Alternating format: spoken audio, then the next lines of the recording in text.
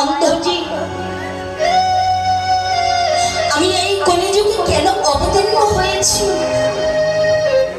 দুটি কারণের জন্য। একটি হলো অন্তরঙ্গ কারণ, আরেকটি হলো বহিরঙ্গ কারণ। তবে গৌর হরি যে অবতীর্ণ হয়েছে, আজ দুটি দেহ একসঙ্গে মিশ্রিত হয়ে এসছে। কেমন করে? সেই রাধা কৃষ্ণ একই আত্মা, দুই দেহ ধরে অনন্যে বিলাসরা আস্বাদন করি। সেই দুই এবেই আমার চৈতন্য গোসাই রাধার ভাব রস আস্বাদিতে দুয়ে হইল একঠাই। অন্তিকৃষ্ণ বহিরে গৌরাঙ্গ, দুটি দেহ একসঙ্গে মিশ্রিত হয়ে এসেছে। এই কলি জীবে, কলি যুগে গৌর হরি অবতীর্ণ হয়ে বললেন, হে জীব,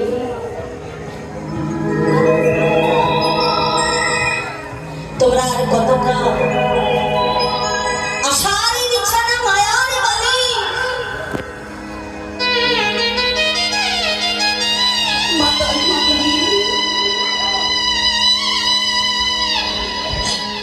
কতকাল ধরে তোমরা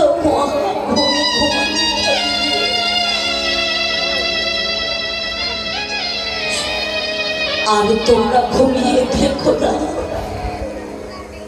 আমি তোমাদের জন্য সেই রাধা রানী অভিয়া খাস ভান্ডা উজাড় করে এসেছি। এই কলিযুগের মহামন্ত্র না, এই নাম যদি কোনো ভক্ত একবার উচ্চারণ করতে পারে, তবে তার জীবনের অন্ধকার নাশ হয়ে যাবে। সেই মন্ত্রটা কি? এই কলিযুগের মহামন্ত্র হলো হরে কৃষ্ণ। তাই শাস্ত্রে বলছে,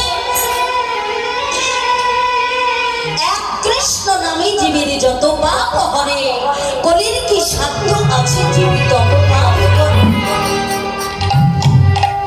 এই কথাটা আমরা শুনবার পরে সকলে মনে মনে ভাবি যে একবার কৃষ্ণ নামে করলে যদি শত শত পাপ খণ্ডন হয়ে যায়, তাহলে 1000টা পাপ করব নাকি না?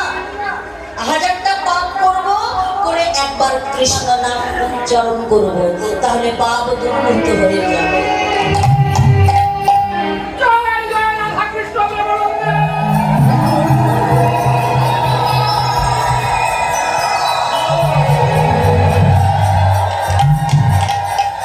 তাহলে 1000টা পাপে করে একবার কৃষ্ণ নাম উচ্চারণ করলে পাপে কিন্তু খণ্ডন হবে।